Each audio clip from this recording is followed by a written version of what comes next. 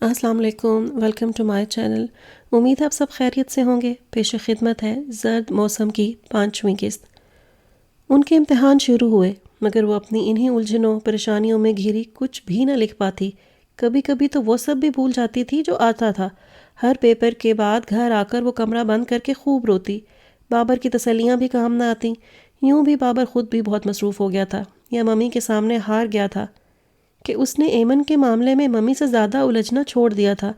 अलबत्ता वो ख़ुद जहाँ तक मुमकिन होता उसका ख्याल रखता था।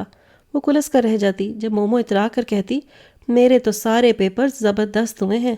सारा दिन वो कमरे में बंद पड़ती ही तो थी। उस पर दूध, फल और बादामों की सप्लाई, सर में तेल की मालिश अलग। क्या वो ये सब देखती ना थी? जिस दिन उनका आखिरी पर्चा था, रात में डैडी का फ़ोन आ गया। रिसीवर एमन के हाथ में आया तो इसे बेख्तियार रोना आ गया। वकारुल हसन घबरा गए। एमी बेटा, क्या हुआ? डैडी आप वापस कब आ रहे हैं? वो मुश्किल इतना ही पूछ पाई। अभी तो आया हूँ जानू, प्लीज़ आप जल्दी वापस आ जाएं। वो कैसे बताती कि उनकी नाज़ों पली बेटी किस नफ़रत का शिकार हो रही थी। इम्तिहान कैसे हुए? वकारुल हसन ने मौजू बदलना चाहा। इससे कबल के वो फूट फूट कर रो देती, मेहरुनिसा ने उसके हाथ से रिसीवर झपट लिया। उनकी उंगलियों की गिरफ्त लोहे की तरह एमन के कंधे में खुबी और उसे पीछे धकेल दिया। एमी को क्या हुआ मेहरुनिसा? वकारुल हसन परेशानी से दरियाफ्त कर रहे थे।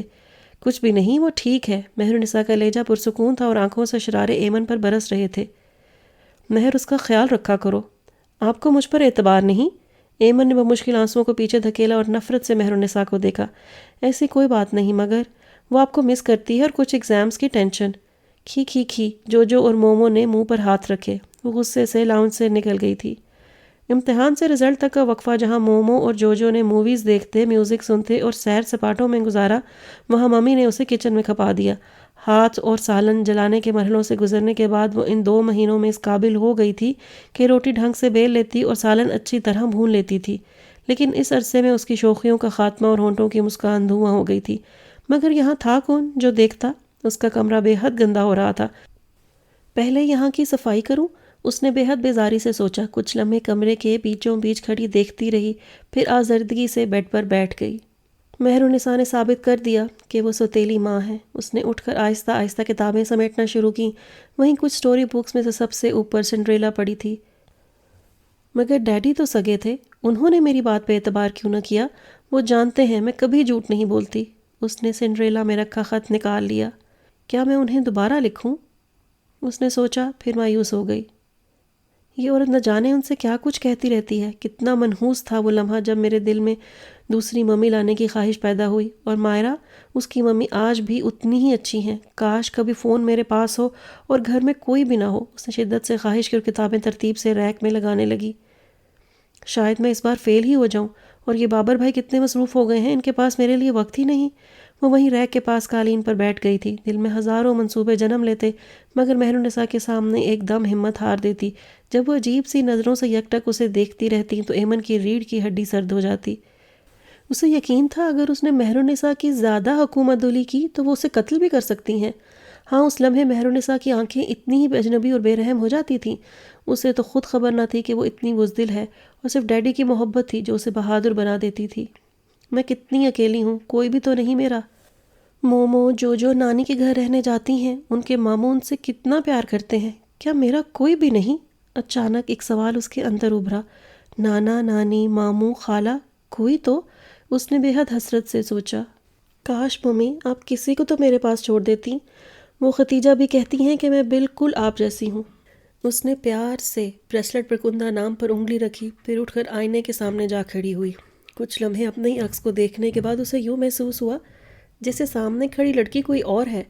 वो बिल्कुल एमन जैसी थी, मगर एमन नहीं थी। उसकी नाक, होंठ, आंखें, पेशानी, वो एक एक नक्श छू कर देखती रही। आई एम सारा, सारा वकार। उसे लगा उसकी सारी बेजारी, सारी कोफ्त, सारी उदासी दूर हो गई है। अंदाज में खुशी हलकोरे लेने लगी। हाँ, मैं सारा हूँ। वो अपने माहौल से बिल्कुल कट चुकी थी, और न जाने कब तक कटी रहती, जब मोमो ने अंदर झांक कर और पुकार कर तखय्युल की सारी दुनिया दरहम भरम कर दी। एमी, मम्मी कहती हैं आकर कपड़े धो लो। एमन का गुस्सा दिमाग को चढ़ गया। खुद धो लो, हाथ टूटे हैं। मैं मम्मी को बताती हूँ। और तुम कर क्या सकती हो, शिकायती टट्टू, मोटी भैंस। ممی دیکھیں، یہ مجھے موٹی بھینس کہہ رہی ہے۔ اتفاق سے ممی اس وقت ڈیڈی سے بات کر رہی تھیں۔ مومل کیا کہہ رہی ہے؟ ڈیڈی نے اس کے چلانے کی آواز سن لی تھی۔ میں کیا کروں وقار، یہ لڑکی مجھ سے نہیں سنبھلتی، ہر بات پر لڑائی، ہر بات پر زبان درازی۔ پہلے تو آپ تھے، اب میں کچھ کہتی ہوں تو کچھ اور گستاخ ہو جاتی ہے۔ میرے لاڈ پیار نے اسے کچھ زیادہ ہی بگاڑ دیا ہے، وقار الحسن نے تعصب سے کہا۔ حالانکہ میں نے اسے خط میں سمجھایا بھی تھا۔ خط؟ کون سا خط؟ مہر النساء نے چونک کر پوچھا۔ ایمی نے تمہیں بتایا نہیں؟ میں نے جواب میں لکھا تھا۔ نہیں، اس نے نہ تو اپنا خط دکھایا نہ آپ کا جواب، لیکن میں نے آپ کو منع بھی کیا تھا، وہ آپ کے خط میں کوئی ایسی بات نہیں سنے گی، خواہ وہ نصیحت ہی کیوں نہ ہو۔ اس نے مجھ سے آپ کا ایڈریس مانگا تھا، میں نے دے دیا۔ یہ مجھے آپ کی زبانی معلوم ہوا کہ اس نے آپ کو شکایت بھرا خط لکھا ہے۔ آپ نے مجھ سے باز پرس کی، مجھے دکھ نہیں ہوا، آپ کا حق تھا۔ میری 3 بچیاں ہیں وقار، جنہیں کل سسرال جانا ہے، مجھے ان کی تربیت کرنی ہے۔ کل کو کوئی کوتاہی ہو گئی تو میں آپ کے سامنے جواب دہ ہوں گی، لیکن مجھے پتہ نہیں تھا کہ ایمی اتنا زیادہ رازداری سے کام لے گی۔ ابھی آپ بتا رہے ہیں کہ آپ نے اسے جواب لکھا ہے، شاید اسی لیے وہ آج کل اتنا غصے میں ہے۔ دھیما پر اثر لہجہ، ذرا بلاؤ ایمی کو۔ وقار پلیز، وہ بچی ہے، تمہاری انہی چشم پوشیوں نے اسے اتنا گستاخ بنا دیا ہے۔ میں ستیلی ہوں، وہ رائی کا پہاڑ بنائے گی، الزام تو مجھ پر ہی آئے گا۔ بس کرو مہر، یہ سارے تمہارے اپنے احساسات ہیں۔ میں اتنی دور سے فون کرتا ہوں کہ تم لوگوں کی خیریت معلوم ہوتی رہے، چند پل سکون کا احساس ہو، مگر یہاں ہر دفعہ ایک نیا مسئلہ کھڑا ہو جاتا ہے۔ شاید تم لوگوں کو احساس بھی نہیں کہ مجھے یہاں کتنی محنت کرنا پڑتی ہے۔ وہ تلخ ہو گئے۔ I'm sorry وقار، مجھے معاف کر دے، بچیوں کو پیار دینا۔ کال لمبی ہو گئی تھی، وقار الحسن نے فوراً ہی فون بند کر دیا۔ مہر النساء کے لبوں پر مسکراہٹ بکھر گئی۔ سنڈریلا؟ وہ کچن میں مصروف تھی جب بابر آیا۔ وہ جب بھی اسے گھریلو کاموں میں مصروف دیکھتا تو اسی نام سے پکارتا تھا۔ جلدی سے اپنا رول نمبر لکھواؤ۔ اس کے ہاتھ میں پین اور چھوٹی سی نوٹ بک تھی۔ کیوں؟ وہ برتن ریک میں لگا رہی تھی۔ رزلٹ آ گیا ہے۔ ہائے اللہ! وہ تیزی سے پلٹی۔ ہائے اللہ نہیں، رول نمبر۔ اس نے جلدی سے اپنا رول نمبر لکھوایا۔ بابر نے ان تینوں کے رول نمبر لیے اور چلا گیا۔ اس کی واپسی تک تینوں بےتابی سے انتظار کرتی رہی تھیں، لیکن ان تینوں کے انتظار میں فرق تھا۔ مومو اور جوجو میں جوش تھا، کالج جانے کی خوشی اور آگے بڑھنے کی لگن۔ ایمن کے اندر خوف تھا، ناکامی کا۔ وہ زور و شور سے پاس ہونے کی دعا مانگ رہی تھی۔ رزلٹ حسب توقع تھا، مومو اور جوجو کی شاندار کامیابی، اور وہ ایمن وقار بمشکل پاس ہو سکی تھی۔ میری بیٹیاں! مہر النساء نے ان دونوں کو گلے لگا کر پیار کیا۔ ایمن ناخن چباتی آنسو روکنے کی صحیح کرتی رہی۔ ڈونٹ وری، بابر نے ہمدردانہ انداز میں اس کے کندھے پر ہاتھ رکھا۔ ایمن نے ڈبڈبائی آنکھوں سے اسے دیکھا۔ میں کن ذہن نہیں تھی، مگر پاس تو ہو گئی ہو، بابر نے شرمندگی سے کہا۔ مجھے کسی اچھے کالج میں ایڈمیشن نہیں ملے گا۔ اس کے خواب مسمار ہوئے تھے، تسلی کیسے ہوتی؟ مہر النساء نے مٹھائی منگوا کر تقسیم کی۔ ایمن کمرہ بند کر کے روتی رہی۔ ممی میری فرینڈز ٹریٹ مانگ رہی ہیں، مومو نے کہا۔ کیوں نہیں، بلکہ سارے خاندان کی دعوت ہوگی۔ کب؟ دونوں ہی پرجوش ہو گئیں۔ اتوار کا دن رکھ لیتے ہیں، چھٹی ہوگی سب کو۔ کیوں بابر؟ مہر النساء نے بیٹے سے مشورہ مانگا۔ ممی خام خام اتنی فضول خرچی، بابر نے منع کرنا چاہا۔ ساری زندگی اپنی حسرتیں دل میں دبائے رکھیں، وہ عورت ناگن کی طرح میری خوشیوں کو ڈستی رہی کہ اب بھی میں کھل کر خوشی نہ مناؤں۔ مہر النساء نے تیکھی نظروں سے بابر کو گھورا۔ ایمن لب بھینچ کر رہ گئی۔ میرا یہ مطلب نہیں تھا، بابر نے چور نظروں سے ایمن کو دیکھا۔ بس ممی اتوار ہی ٹھیک ہے، ہم اپنی فرینڈز کو بتا دیں؟ جوجو نے جلدی سے پوچھا۔ ہاں، مہر النساء نے کہا۔ ممی سر طاہر کو تو مٹھائی بھجوائی نہیں، مومل نے یاد کروایا۔ ہاں بابر، ایک ڈبہ اس ماسٹر کے گھر بھی دے آؤ۔ ممی میں جاؤں سر کے گھر؟ مومو نے اشتیاق سے پوچھا۔ مہر النساء کی جگہ بابر نے اسے گھورا۔ تم کیا کرو گی جا کر؟ یوں ہی سر کا گھر دیکھ لوں گی۔ کوئی ضرورت نہیں، بابر کھڑا ہو گیا۔ ماسٹر کو دعوت کا ضرور کہہ دینا، مہر النساء نے کہا۔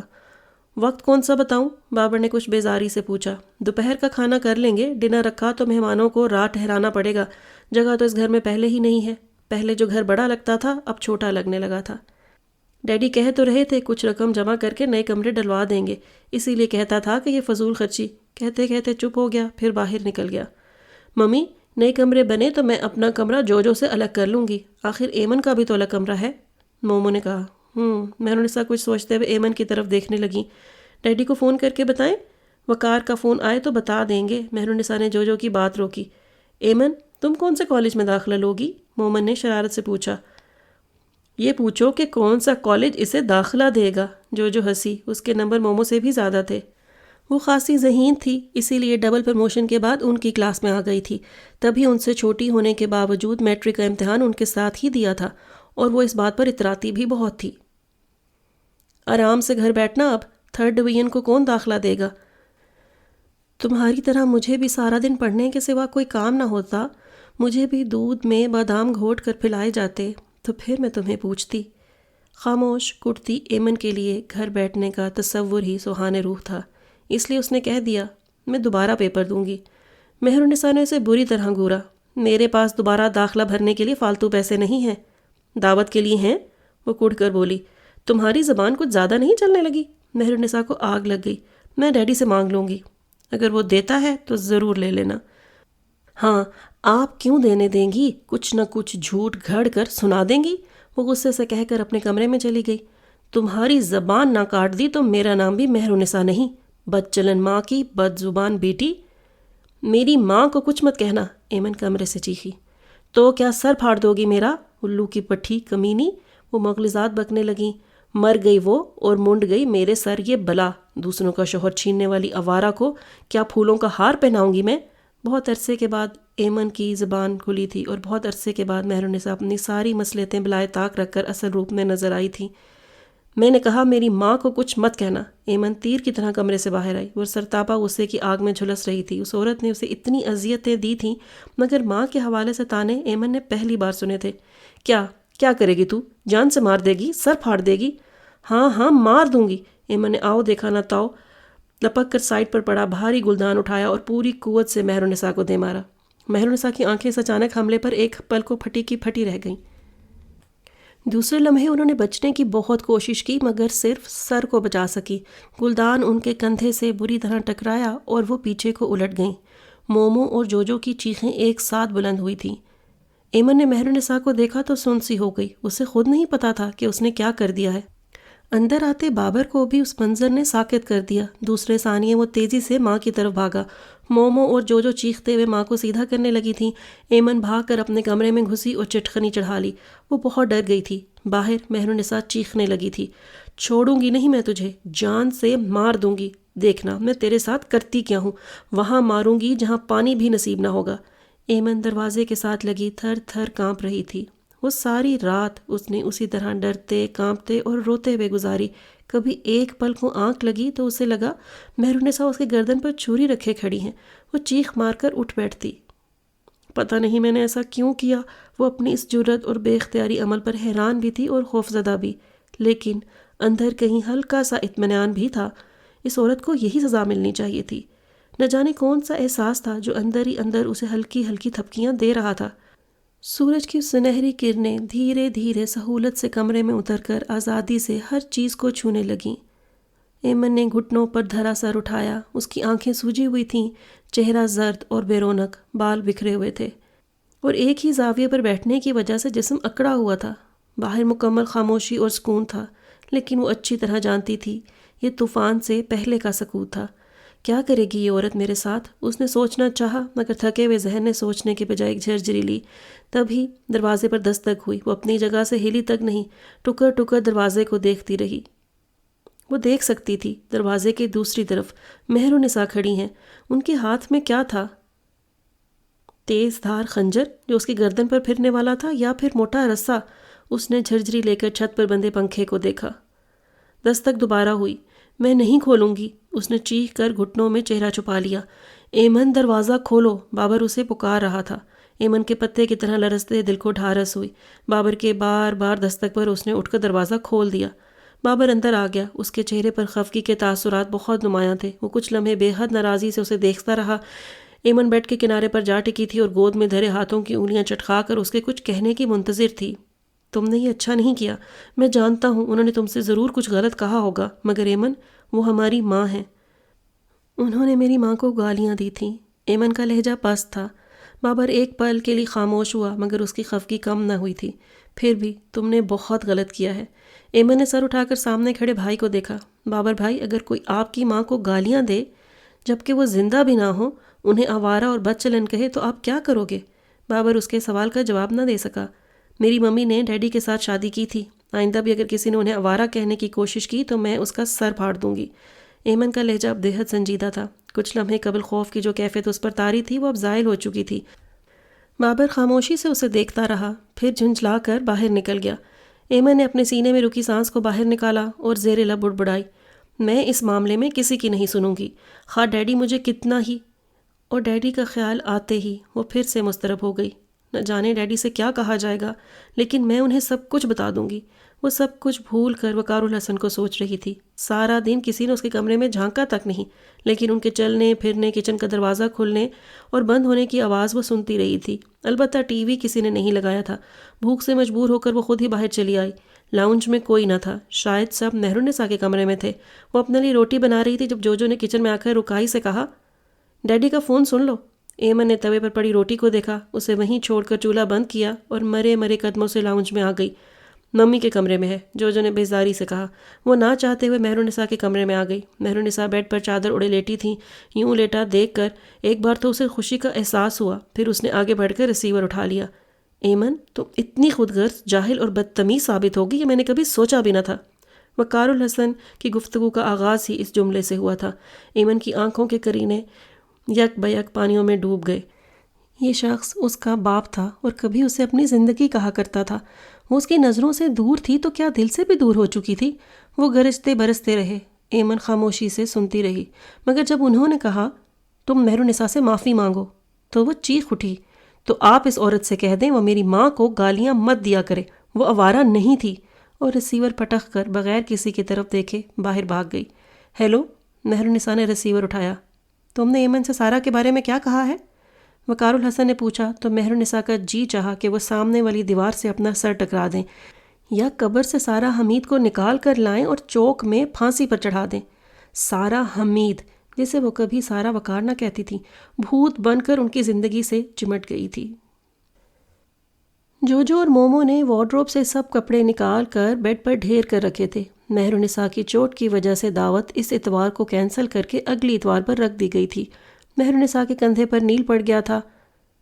وہ جب بھی اس نشان کو دیکھتی، ایمن کے خلاف دل میں غبار کچھ اور بڑھنے لگتا۔ اس نشان پر انگلی پھیرتے ہوئے وہ دل ہی دل میں عہد کرتی، دیکھنا ایمن، میں تجھے تباہ کر دوں گی۔ ایمن کے لیے یہ دن بہت مشکل اور اداس کر دینے والے تھے۔ گھر میں کوئی اس سے بات نہ کرتا، حتیٰ کہ مہرالنساء اس سے کوئی کام بھی نہ کہتی تھی، مگر جب کبھی ایمن کی نگاہیں ان کی نگاہوں سے ٹکراتی تو وہ خوف زدہ ہو جاتی۔ یہ نگاہیں زخمی، بپھری ہوئی شیرنی کی نگاہیں تھیں، اور ایمن ان میں چھپے ہوئے پیغام پڑھ سکتی تھی۔ اتنے عرصے میں ایک بات تو وہ بھی جان گئی تھی کہ مہرالنساء نہ بھولنے والوں میں سے تھی اور نہ معاف کرنے والوں میں سے، وہ صرف خاموش تھی، اور ان کی خاموشی ایمن کے لیے معنی خیز اور تشویشناک تھی۔ ممی، کوئی بھی ڈھنگ کا سوٹ نہیں ہے، جوجو نے کہا۔ تمہارے ڈیڈی نے زیادہ پیسے نہیں بھجوائے، تم لوگوں کی ایڈمیشن فیس پھر دعوت کا خرچہ لے دینا۔ اچھا، دیکھیں گے۔ مہرالنساء ٹال کر اخبار کی طرف متوجہ ہو گئی۔ آج ہی چلیں، مجھے پتہ ہے آپ کے پاس پیسے ہیں۔ جوجو، پورا مہینہ کیا کریں گے؟ بعد کی بات میں دیکھی جائے گی، ہو سکتا ہے ڈیڈی اور پیسے بھجوا دیں۔ بہت تنگ کرتی ہو برجیز، پلیز۔ سب سے چھوٹی ہونے کے بنا پر وہ مہرو کی لاڈلی بھی تھی۔ اچھا، مومو کو بلا لو۔ امی، ایمی کے لیے بھی سوٹ لائیں گے؟ جوجو نے نہ جانے کیا سوچ کر پوچھا۔ جس معاملے سے تمہارا تعلق نہ ہو اس میں دخل مت دیا کرو، مہرالنساء نے اسے جھڑک کر رکھ دیا۔ وہ لوگ تیار ہو کر نکلیں تو ایمن اپنی پسندیدہ جگہ یعنی سیڑھیوں پر بیٹھی ہوئی تھی۔ دونوں ہنستے ہوئے پاس سے گزر گئی۔ مہرالنساء کے قدم ایمن کے پاس رکے۔ ہم بازار جا رہے ہیں، کھانا بنا لینا، انہوں نے صاف اور واضح آواز میں کہا۔ لہجہ سپاٹ تھا، ایمن کچھ بھی اندازہ نہ لگا سکی، مگر اس نے سوچا انہوں نے ضرور کچھ نہ کچھ سوچ لیا ہے۔ اس نے تینوں کو رخصت ہوتے اس وقت تک دیکھا جب تک وہ نظروں سے اوجھل نہ ہو گئی تھیں، پھر نظروں کا زاویہ بدل کر درختوں پر پھیلتی ہوئی دوپہر کو دیکھا۔ یہ اخیر اگست کی زرد، بے رنگ اور بے حد گرم دوپہر تھی۔ فضا بے حد ساکن اور خاموشی سے لبریز تھی۔ اس نے درختوں کے پتوں میں چھپی ہوا تلاشنا چاہی۔ پتے خاموش تھے۔ کسی پرندے نے پر پھڑ پھڑائے، اڑا اور گرد آلود آسمان کی وسعتوں میں گم ہو گیا۔ جامن کے درخت کے نیچے سے گلہری نکلی اور بھاگتی ہوئی املتاس کے عقب میں غائب ہو گئی۔ ہلکی سی ہلچل کے بعد ماحول پر پھر سے گہری خاموشی چھا گئی۔ ایمن کو شدت سے اپنے تنہا ہونے کا احساس ہوا تو رونا آ گیا۔ کچھ دیر کے بعد گھٹنوں میں چہرہ چھپائے وہ دھواں دھار رو رہی تھی۔ نہ جانے کتنا وقت گزرا جب کسی نے آہستگی سے اس کے کندھے پر ہاتھ رکھ کر کہا، بری بات، اس طرح نہیں روتے۔ وہ بدک کے پیچھے ہٹی اور خوفزدہ نظروں سے سامنے کھڑے شخص کو دیکھنے لگی۔ کیا ہوا؟ وہ اس کے بے حد قریب کھڑا تھا۔ ایمن جواب دینے کے بجائے گھبرا کر کھڑی ہو گئی۔ دوپٹہ پاؤں میں الجھ کر کندھے سے پھسل گیا۔ وہ لڑکھڑائی تو اس نے سہارا دینے کے لیے تھامنا چاہا، مگر وہ دوپٹہ کھینچ کر تیزی سے پیچھے ہٹ گئی۔ اس نے بے حد دلچسپی سے اس منظر کو دیکھا تھا۔ بابر گھر پر ہے؟ ایمن نے اس بات میں سر ہلایا اور اندر چلی گئی۔ طاہر محمود نے اسے اندر غائب ہوتے دیکھا، پھر بابر کے کمرے کی طرف بڑھ گیا جس کا دروازہ برآمدے میں کھلتا تھا۔ بابر اسٹڈی میں مصروف تھا، اسے دیکھ کر کھڑا ہو گیا۔ سر آپ؟ مٹھائی تو تم نے کھلا دی، میں نے سوچا مبارکباد ہی دے آؤں۔ اتنے دنوں کے بعد؟ بابر مسکرایا۔ بس یار، شہر سے باہر گیا ہوا تھا۔ سر آپ بیٹھیں۔ بابر نے جلدی سے کرسی سیدھی کی۔ مومل اور برجیز کو تو بلاؤ۔ سر وہ بازار گئی ہیں، آپ بیٹھیں، میں آتا ہوں۔ کسی تکلف کی ضرورت نہیں ہے یار۔ جی۔ بابر باہر نکل آیا اور ایمن کو ڈھونڈتا ہوا اس کے کمرے میں آ گیا۔ وہ واش روم سے چہرہ پونچھتے ہوئے آ رہی تھی، آنکھیں اب بھی سوجی ہوئی تھیں۔ تم روتی رہی ہو؟ کتنے دنوں سے وہ بھی اسے نظر انداز ہی کر رہا تھا۔ ایمن سر جھکا کر ہونٹ چبانے لگی۔ سب ٹھیک ہو جائے گا۔ وہ اور کیا کہتا؟ میرا رزلٹ بہت خراب آیا ہے، اب میں کیا کروں گی؟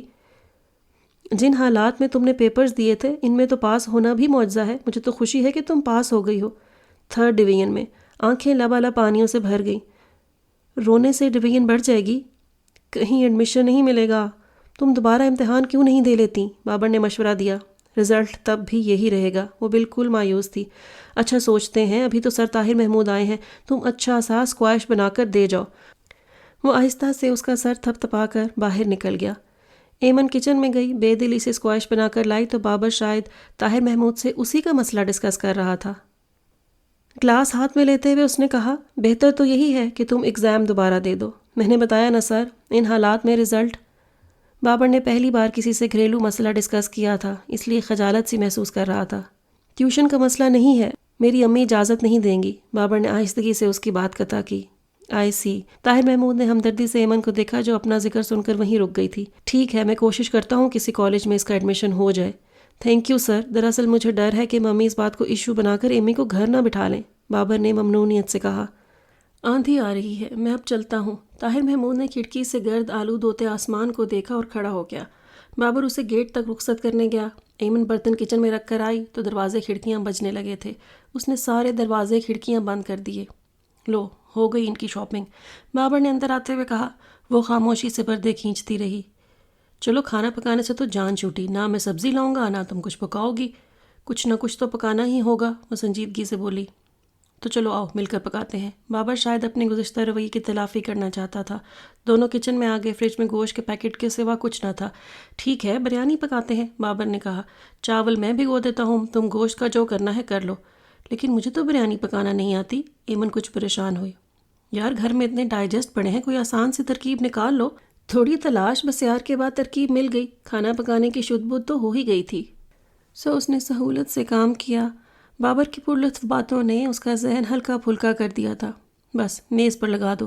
بریانی تیار ہوئی تو بابر نے کہا، وہ لوگ تو آ جائیں، پہلے ہم تو ٹرائی کر لیں، خوشبو تو اچھی آ رہی ہے، بابر نے بےتابی سے کہا تو وہ مسکرا کر ٹیبل سیٹ کرنے لگی۔ ابھی برتن لگا ہی رہی تھی جب وہ لوگ آ گئیں۔ آندھی رک گئی تھی اور سیاہ بادلوں نے آسمان کو اپنے گھیرے میں لے رکھا تھا۔ یہ موسم بھی بس سب کچھ افراتفری میں لینا پڑا۔ مومو نے تھیلے ایک طرف ڈالے، پھر مڑ کر ایمن سے کہا، ذرا پانی تو پلا دو۔ کام کہنے کے وقت وہ سب ناراضی بھول جاتی تھی۔ میز پر رکھا ہے، ایمن رکھائی سے کہہ کر مزید پلیٹیں لینے کچن میں چلی گئی۔ بدتمیز، مومو زیر لب بڑبڑائی۔ اب جلدی آ جاؤ، سخت بھوک لگ رہی ہے۔ بابر کرسی کھینچ کر بیٹھ گیا۔ کیا پکا ہے؟ مہرالنساء نے پوچھا۔ میرا دل بریانی کھانے کو چاہ رہا تھا۔ مہرالنساء نے اس پر کوئی تبصرہ نہیں کیا، دونوں اپنی شاپنگ کھول کر بیٹھ گئی تھیں۔ ادھر آؤ ایمن۔ وہ پلیٹیں لے کر آئی تو مہرالنساء نے پکارا۔ ایمن کچھ حیران ہوتی قریب آئی تو انہوں نے ٹی پنک خوبصورت سا سوٹ اس کے سامنے رکھ دیا۔ دعوت پر پہن لینا۔ جی؟ وہ ہونک سی ہو گئی۔ میں نے کہا نا دعوت پر پہن لینا، مہرالنساء نے دوبارہ دہرایا۔ ایمن نے بے حد پزل سی ہو کر سوٹ اٹھایا۔ پسند نہیں آیا؟ مہرالنساء کا ہر جملہ ایمن کو حیران کر رہا تھا۔ ایسی تو کوئی بات نہیں۔ وہ سوٹ اٹھا کر کمرے سے باہر نکل گئی۔ بابر بے اختیار ہنس دیا۔ مہرالنساء نے قدرے ناگواری سے اسے دیکھا۔ You are really a genius mother, آپ کی نظر ہر چیز پر رہتی ہے۔ بابا نے بریانی پلیٹ میں نکالتے ہوئے طنزی انداز میں کہا۔ تم چپ رہو، مہرالنساء غرائیں۔ بیٹے کی ذہانت نے خائف سا کر دیا تھا۔ ممی آپ نے اسے اتنا اچھا سوٹ لے دیا۔ مومو نے شکایتی نظروں سے ماں کو دیکھا۔ تم سے زیادہ اچھا نہیں ہے۔ وہ پرس کھول کر باقی بچے پیسوں کا حساب کرنے لگی تھی۔ کم بھی نہیں ہے، مجھے میچنگ شوز لے دیتی۔ اس نے آپ کے ساتھ اتنی بدتمیزی کی، پھر بھی آپ نے اسے سوٹ لے کر دیا۔ یوں بھی یہ دعوت ہماری کامیابی کی خوشی میں تھی، اس کی 3rd ڈویژن کے لیے تو نہیں۔ مومن تنک کر بولی۔ تم نہیں سمجھو گی، انہوں نے ٹالا۔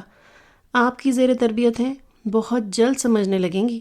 انعماق سے بریانی کھاتے ہوئے بابر کے منہ سے پھسلا۔ بابر، مجھ سے اس لہجے میں بات مت کرو، مہرالنساء چٹخ کر بولی۔ جب آپ زیادتی کرتی ہیں تو مجھے غصہ آتا ہے۔ یہ زیادتی ہے؟ 1000 روپے کا سوٹ لے کر دینا زیادتی ہے؟ آپ اچھی طرح جانتی ہیں کہ آپ نے اسے یہ سوٹ کیوں لے کر دیا ہے۔ کیوں لے کر دیا ہے؟ مہرالنساء کا لہجہ تیز ہو گیا۔ بابا نے انہیں دیکھا، پھر پلیٹ پر جھک کر آہستہ سے گویا ہوا۔ آپ دوسروں کے سامنے چھوٹی نہیں پڑنا چاہتی۔ آپ اپنی انصاف پسندی، رحم دلی اور عدل۔ مہرالنساء کے چہرے کو دیکھ کر اس نے جملہ ادھورا چھوڑ دیا۔ مہرالنساء گنگ سی جوان ہوتے بیٹے کو دیکھتی رہیں، جس نے ایک پل میں انہیں بے نقاب کر دیا تھا۔ ٹھیک کہا تم نے، یہ میری مجبوری تھی۔ امی، معاف کرنا خدا کو پسند ہے۔ بابر کا لہجہ مدھم تھا۔ میں نہیں کر سکتی، مہرالنساء تڑخ کر بولی۔ میں نے ایک عمر گزاری ہے سلگتے کڑتے ہوئے۔ اس کے باپ نے مجھے بس ضرورت کی چیز بنا کر رکھا ہے۔ اسے گھر کی دیکھ بھال کے لیے ایک عورت کی ضرورت تھی، اس نے مجھے نوکرانی بنا کر گھر میں رکھا اور خود اس چڑیل کے ساتھ عیش کرتا رہا، اور پھر اسے اپنی اولاد کے لیے آیا کی ضرورت پڑی تو میں یاد آئی، اور اب بھی وہ اس کے خلاف ایک لفظ نہیں سنتا۔ میں کیا بھول جاؤں؟ یہ چھوکری اسی کلموہی کی اولاد ہے۔ اسے دیکھتی ہوں تو میرے اندر آگ لگتی ہے، اور تم کہتے ہو میں معاف کر دوں۔ وہ گلدان اٹھا کر میرا سر پھاڑ دے، میں اسے معاف کر دوں۔ کیسے بھول جاؤں؟ کیسے معاف کر دوں؟ ڈوب مرو کہیں جا کر بابر۔ کیسے نالائق بیٹے ہو کہ سب کچھ تمہاری آنکھوں کے سامنے ہی تو ہوا تھا۔ پر نہیں، میں بری ہوں، بری ہی رہوں گی۔ مگر تم نے کب مجھے ماں سمجھا ہے؟ پہلے ممانیوں کے چمچے بنے رہے، اب اس چھنال کے۔ تمہارے سامنے تو وہ مجھے پھانسی پہ بھی چڑھا دے، تم تو تب بھی کچھ نہ بولو۔ مگر تمہارا کیا قصور؟ جادوگر ماں کی جادوگر بیٹی ہے۔ اس قدر چلانے سے ان کی سانس پھول گئی، گلا بیٹھ گیا۔ بس ممی، بس کریں۔ ہکا بکا کھڑی جو ماں سے لپٹ گئی۔ یہ بابر بھائی بس یوں ہی۔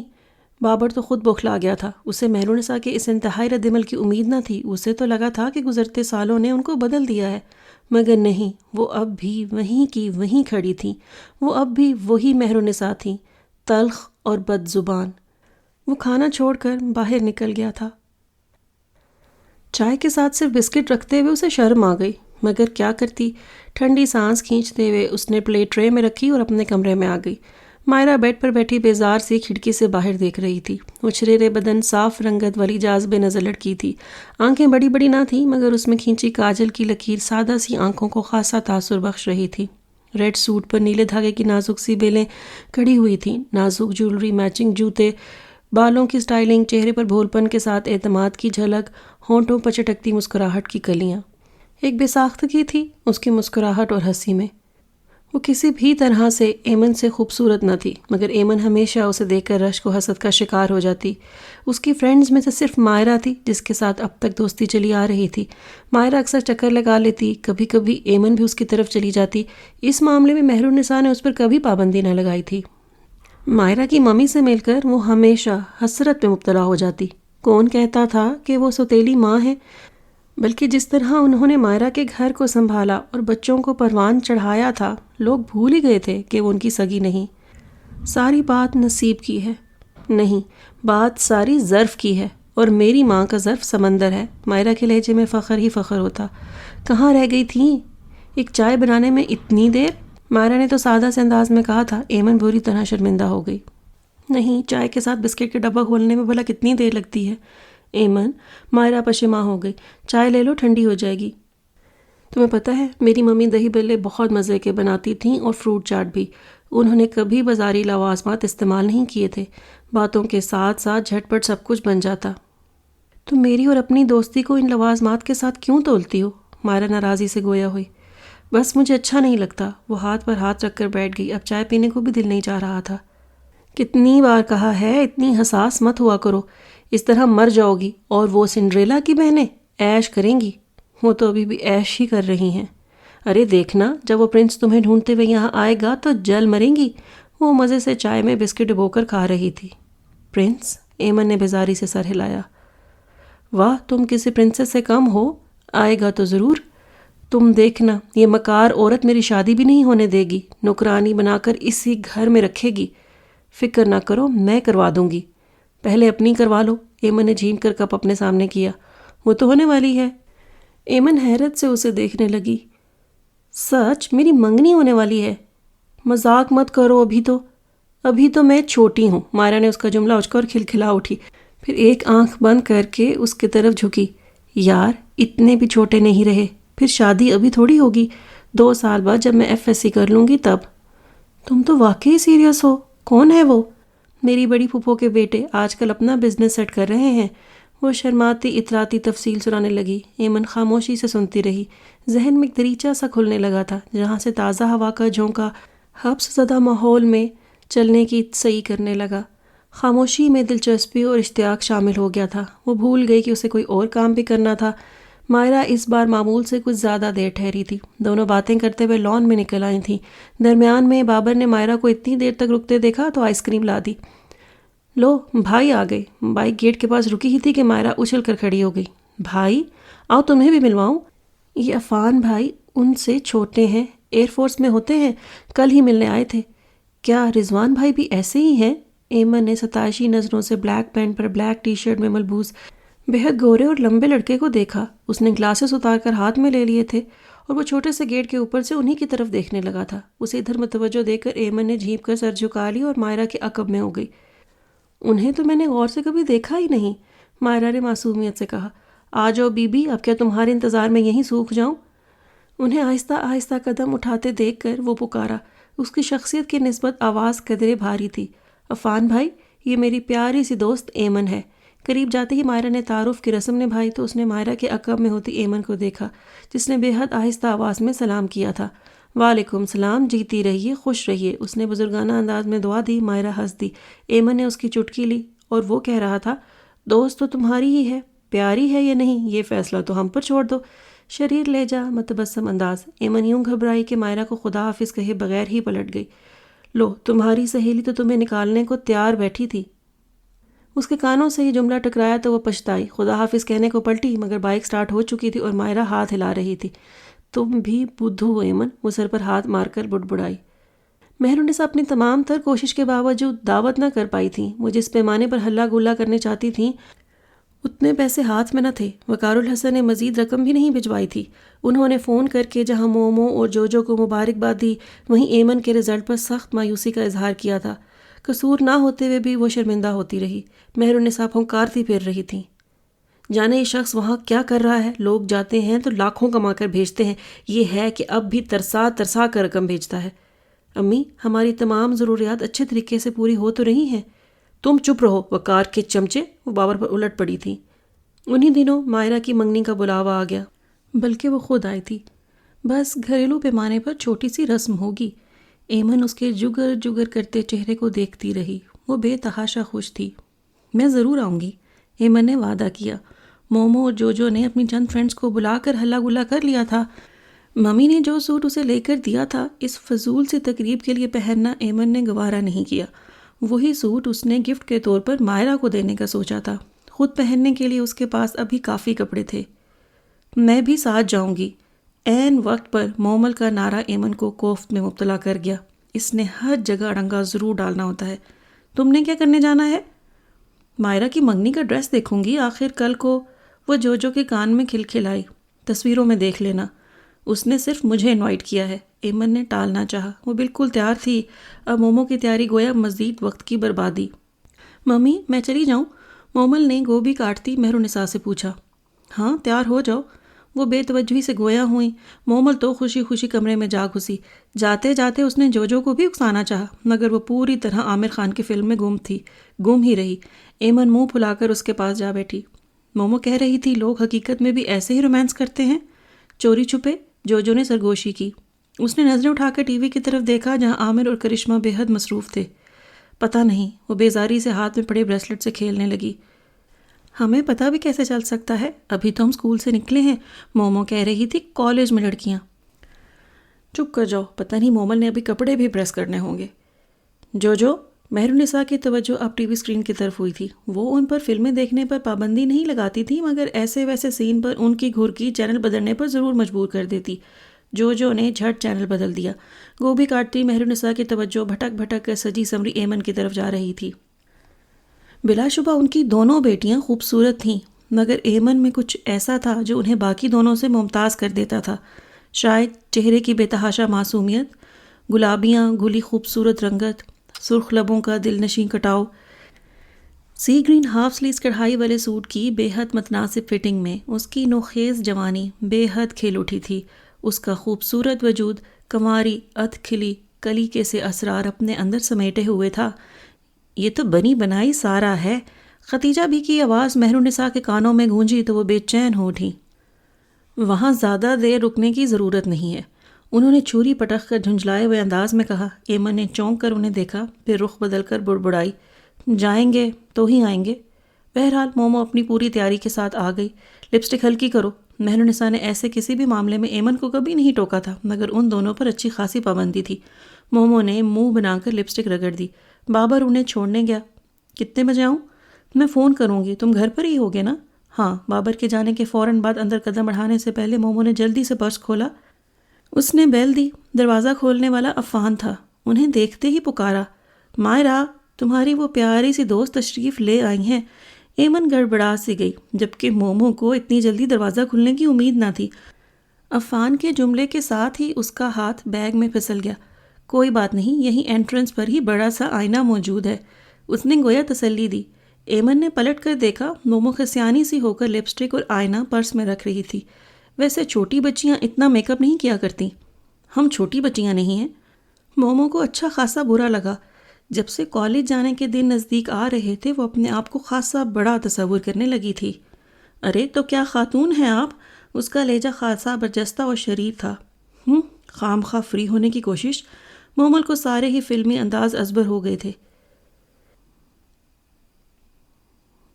ایمن اندر کو بڑھ گئی۔ عفان کو شاید باہر جانا تھا، وہ کندھے اچکا کر باہر نکل گیا۔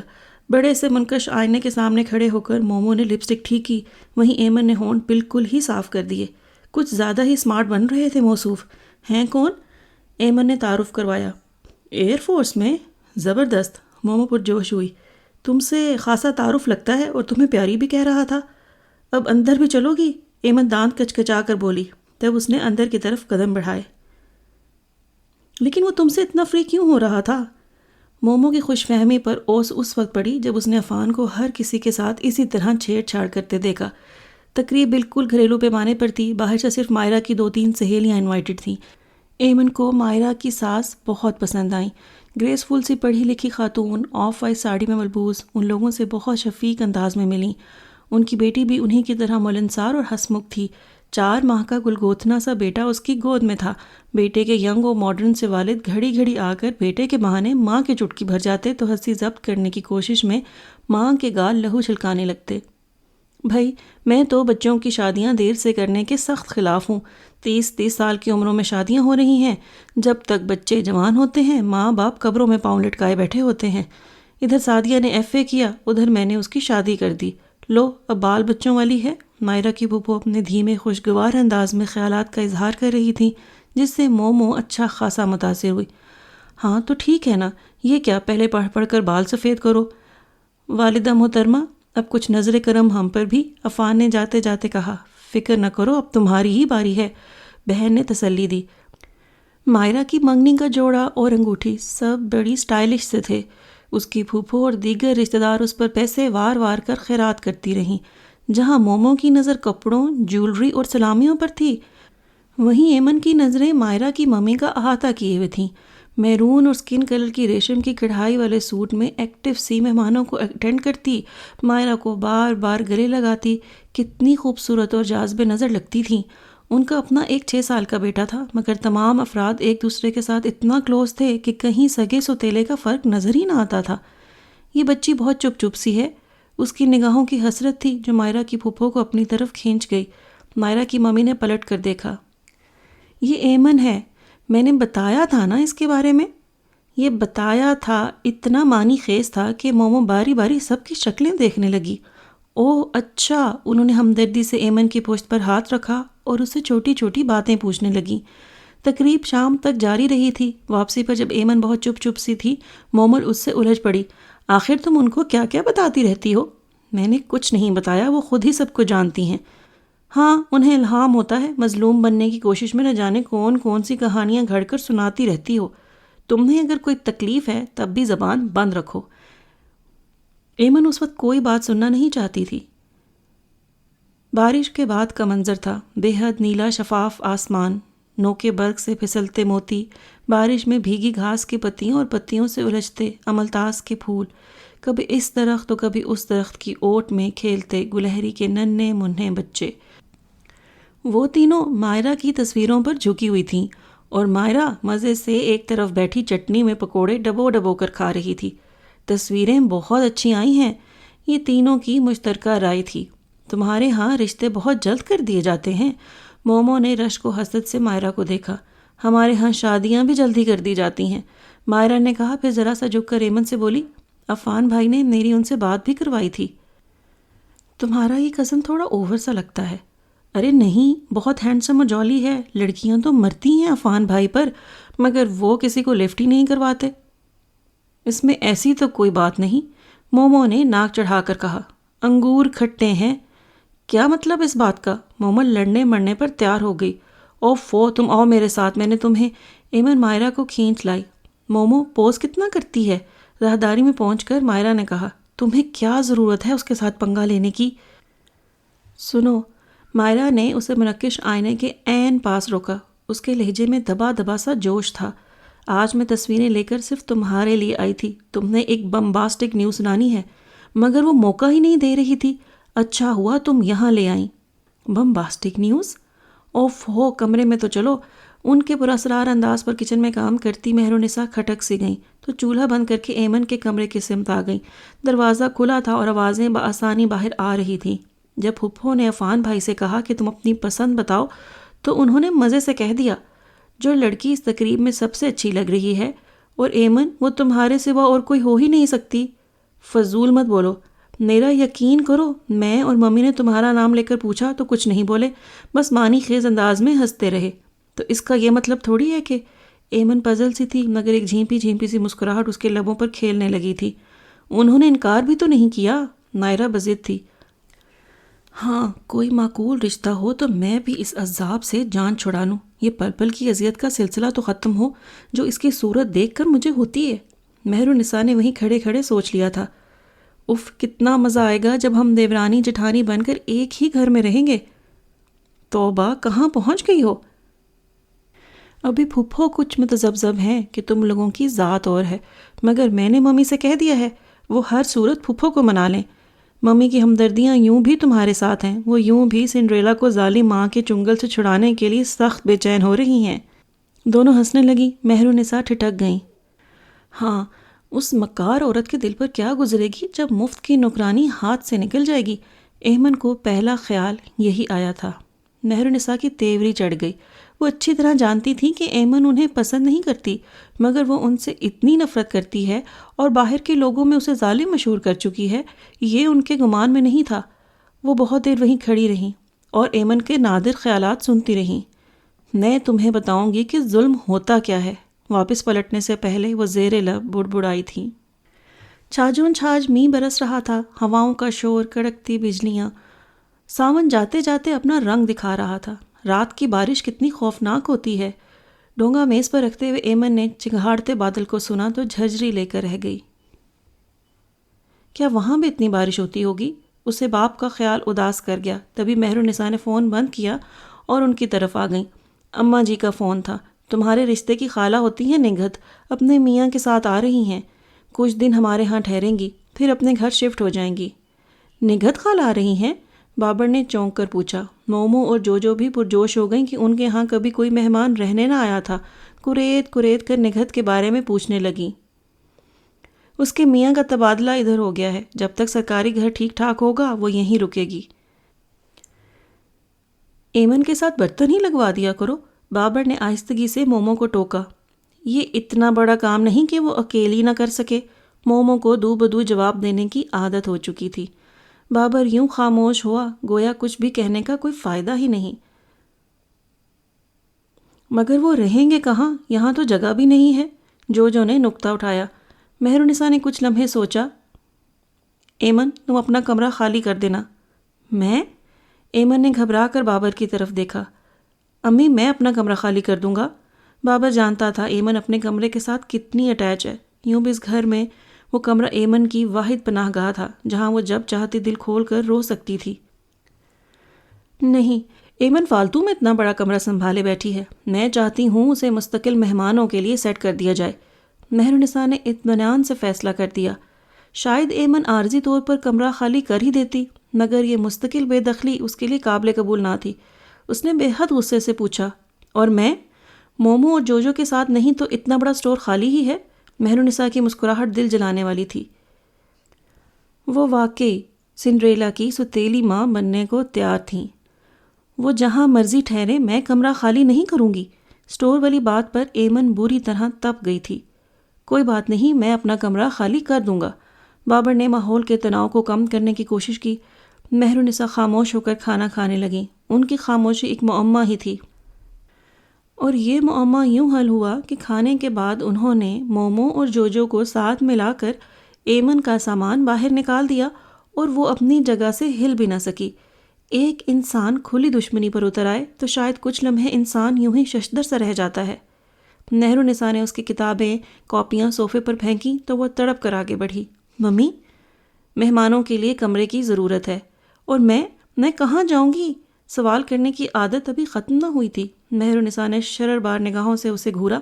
تمہارے لیے اتنا ہی کافی ہے کہ تم اس گھر میں رہ رہی ہو، مگر یہ میرا کمرہ ہے، آپ اسے اس طرح نہیں چھین سکتی۔ اس نے آگے بڑھ کر کمرے کے دروازے پر مالکانہ احساس کے ساتھ ہاتھ رکھا، اور یہی استحقانہ انداز مہرالنساء کو پسند نہ آیا تھا۔ ان کا ہاتھ گھوما اور بھرپور تھپڑ ایمن کے گال پر پڑا۔ بابر تیزی سے آگے بڑھا۔ امی، آپ زیادتی کر رہی ہیں۔ جب میں کمرہ خالی… خاموش! وہ دھاڑی۔ ایمن گال پر ہاتھ رکھے ساکت کھڑی تھی۔ آپ کیوں بھول جاتی ہیں کہ جو شخص گیا ہے اسے واپس بھی آنا ہے؟ بابر چیخ اٹھا۔ تم مت بولو، تم درمیان میں مت بولو۔ شدت غیظ سے ان کا وجود کانپ گیا۔ نہ جانے کیسی نفرت تھی کہ جس کا کوئی انت ہی نہ تھا۔ مدتوں کا غصہ تھا، جب بھی پھٹتا لاوا بن کر نکلتا تھا۔ کیا سمجھتی ہو تم اپنے آپ کو؟ اسی لیے میرے باپ نے تمہیں اپنے گھر سے نکالا تھا۔ تم اس قابل ہی کہاں ہو؟ یہ گھر میرا ہے، میرے باپ کا ہے، تم مجھے اس کمرے سے نکال کر دکھاؤ۔ ایمن چیخنے لگی تھی۔ میں بتاؤں یہ کس کا گھر ہے؟ وہ بھوکی شیرنی کی طرح جھپٹیں، اسے بالوں سے گھسیٹتی ہوئی دروازے تک لائیں اور دروازہ کھول کر باہر دھکا دے دیا۔ ایمن منہ کے بل بھیگے برآمدے میں گری اور عقب میں دروازہ بند ہو گیا۔ اندر وہ سب چیخنے لگے تھے۔ ایمن کو لگا اس کے دانت ہل گئے ہیں اور ہونٹ پھٹ گیا ہے۔ سر بہت زور سے فرش سے ٹکرایا تھا۔ چکراتے سر کو سنبھالتے ہوئے وہ سیدھی ہوئی تو ایک دم بجلی کڑکی۔ وہ دہل کر عقب میں دیوار سے جا لگی۔ سامنے سارا منظر تاریکی میں ڈوبا ہوا تھا۔ لمبے لمبے درخت جھومتے ہوئے عجب ہولناک لگ رہے تھے۔ بارش اتنی تیز تھی کہ برآمدے میں آ کر اسے بھگونے لگی۔ بادل زور سے گرجا۔ وہ کانپ کر دروازے کی طرف بڑھی لیکن رک گئی۔ ایک خیال بجلی کی سی تیزی سے اس کے تاریک ہوتے ذہن کو روشن کر گیا۔ اگر وہ یہاں سے بھاگ جائے تو یہ عورت ڈیڈی کو کیا جواب دے گی؟ اندر بابر ماں سے لڑ رہا تھا۔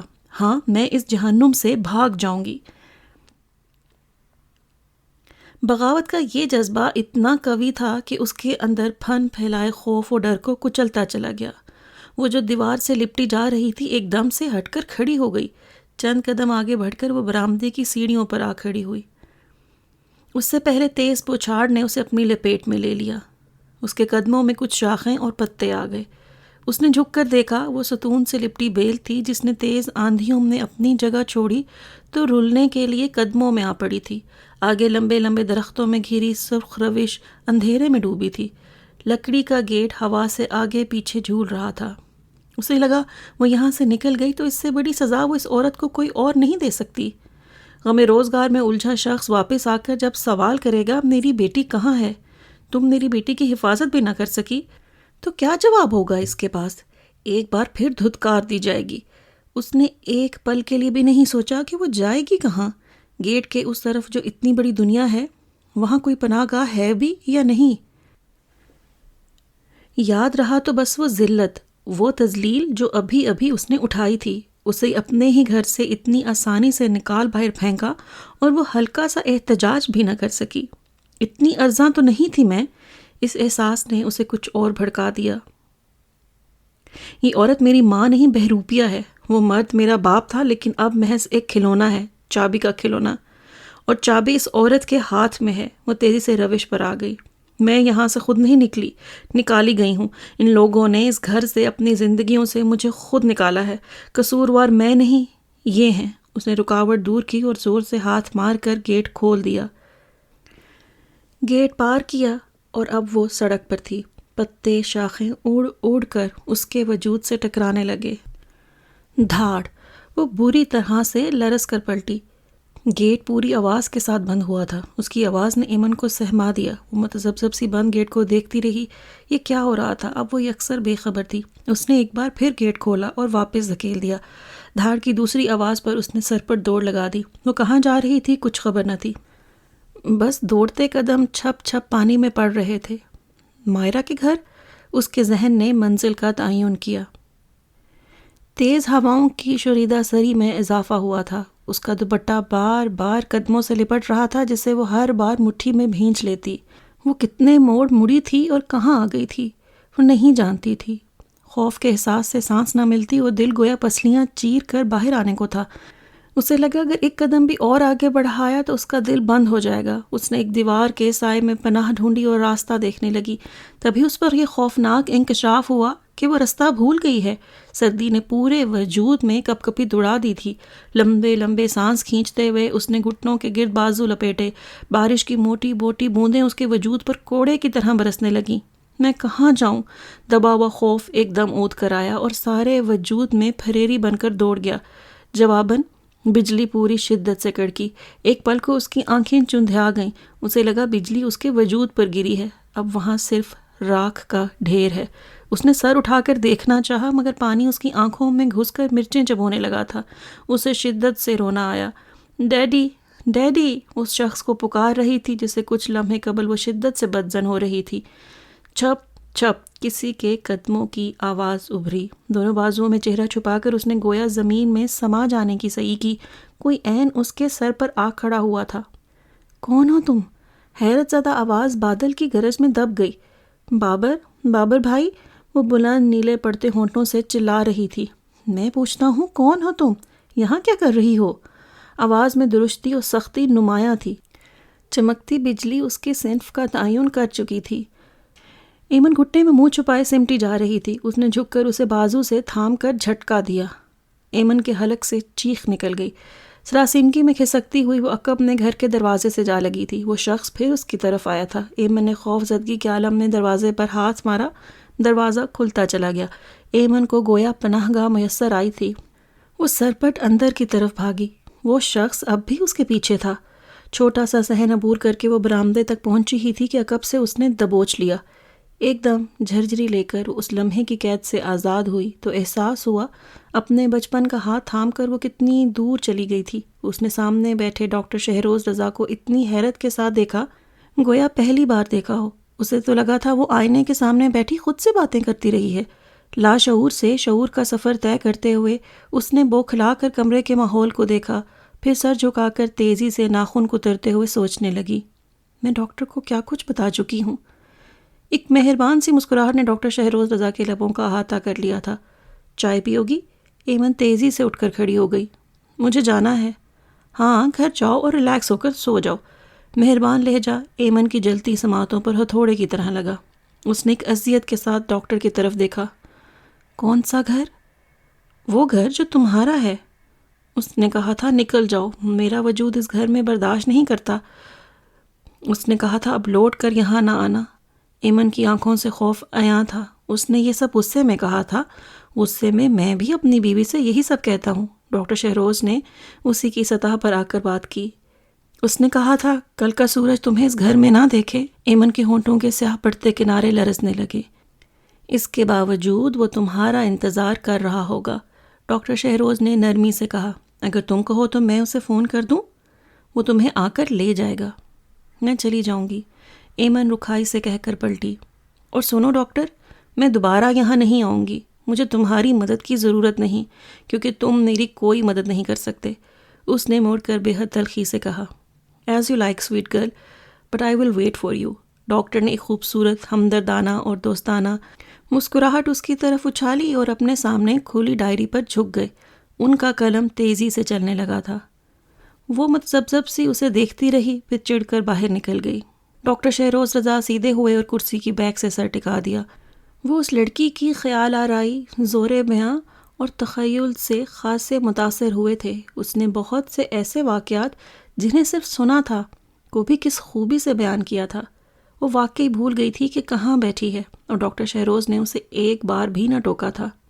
اس نے ہاتھ بڑھا کر ڈائری بند کی اور انٹر کام پر تانیہ سے مزید کسی اپائنٹمنٹ کے بارے میں دریافت کیا۔ سر صدیق دانے والا کی بیگم کی اپائنٹمنٹ تھی، مگر انہوں نے کینسل کروا دی ہے، تانیہ نے بتایا۔ ٹھیک ہے، آپ چلی جائیں۔ ڈاکٹر شہروز کو صدیق دانے والا کی بیوی سے کوئی دلچسپی تھی بھی نہیں۔ اس عورت کا واحد مسئلہ پیسہ اور فراغت تھی، اور ایسی بیگمات کا واحد علاج یہی تھا کہ انہیں سوشل ورک کی طرف مائل کیا جائے، غریبوں کا بھی بھلا اور بیگمات کا بھی۔ وہ کلینک میں بہت دیر تک مختلف کیسز اسٹڈی کرتے رہے۔ کتنی دیر ہوئی کہ دیکھ لو ادھر بھی ایک بار میں ہوں نا کہ ٹیون نے کمرے کی خاموش فضا میں ارتعاش برپا کر دیا تھا۔ انہوں نے بری طرح موبائل فون کو گھورا۔ ہیرا کبھی کبھی موبائل کے بیل اپنی مرضی سے سیٹ کر دیتی تھی، اور اس کی وجہ سے اکثر ان کے درمیان جھڑپ بھی ہوئی تھی کہ یہ بے وقت کی ٹیون انہیں شرمندہ بھی کروا دیتی ہے۔ گھر بھی آپ کی ذمہ داری میں شامل ہے یا نہیں؟ اللہ نے نہ جانے کس گناہ کی پاداش میں یہ ہٹلر نما بیوی مجھ پر مسلط کی ہے۔ غالباً ہمیں کہیں جانا تھا، ہیرا نے ہنوز اپنے سنجیدہ انداز میں یاد دہانی کروائی۔ تو ڈاکٹر شہروز کو یاد آیا آج ہفتہ تھا۔ ہفتے کی شام کو وہ لوگ گاؤں جاتے تھے، وہاں ماں جی کے پاس سارا وقت بتا کر شام ڈھلے واپس آتے۔ بچے پورا ہفتہ اس چھٹی کا انتظار کرتے تھے۔ شہروز کے والدین ان کے اصرار کے باوجود شہر شفٹ نہ ہوئے تھے کہ وہاں ان کی اچھی خاصی زمینداری تھی۔ بچے کب سے تیار ہو کے آپ کے انتظار میں سوکھ رہے ہیں، اور وہاں ماں جی کا دیسی گھی میں بھنا مرغ ٹھنڈا ہو رہا ہوگا، وہ جلے بھنے انداز میں کہہ رہی تھی۔ ڈاکٹر شہروز کا کہا بے ساختہ تھا۔ کپڑے نکال کر رکھو، میں بس آ رہا ہوں۔ جی، تو اس کے ساتھ ہی اپنے کیس کا اختتام کریں گے۔ اگلی کیس کے ساتھ بہت جلد حاضر ہوں گی۔ دعا میں یاد رکھیے گا، اپنا بہت خیال رکھیے گا۔ اللہ حافظ۔